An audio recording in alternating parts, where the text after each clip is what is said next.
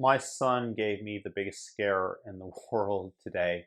I'm sure that other parents have had bigger. We were coming back from soccer, and he's 6 years old, and we got into our very nice gated community. And the moment that we did, he told me he was going to heave ho, that he was feeling really sick. So immediately I pulled over and let him attempt to do so in the bushes. Nothing came out, and he told me that he wanted to walk home. And it's such a nice night. Our house is about a kilometer, maybe 1.2 kilometers, 3/4 of a mile away from the entrance. And I was thinking to myself, well, I got to go back and get my car. He doesn't want to go back in the car, so maybe we can walk home together and I'll run back and get it. Then he wanted me to carry him. And that's a little bit hard to do at his size over that distance. So I told him after we had walked maybe 200 feet that he could go ahead by himself. I would go back and get the car, which was just 200 feet away. And I walked and meandered slowly back.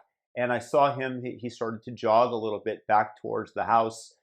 And I get the car and I'm like, I'm going to find him any second now. Any second now, as I'm driving forward down the road, I don't see him. I don't see him. I get all the way to where our block begins and I look down the street, nothing.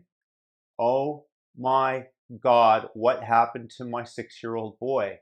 And so I turn the car around, make a U-turn, park, and think that maybe he went off on a side road or went into somebody's yard. And I'm yelling at him, yelling his name, yelling his name. And I do the unthinkable. I call my wife, hoping that somehow he made it back home. And I completely misjudged the time that it took me to go and get the car, and that maybe because I had saw him begin to jog, that maybe he had sprinted home and I just didn't know the timing.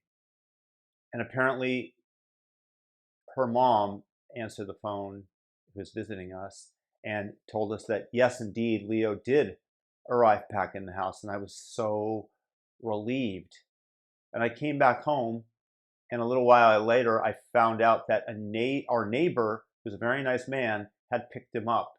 And I have never told my son never to get into a car with anybody that we don't give him permission to, because we have to know where he is at all times. And while I was relieved, I realized that I did not fully prepare him for the trip.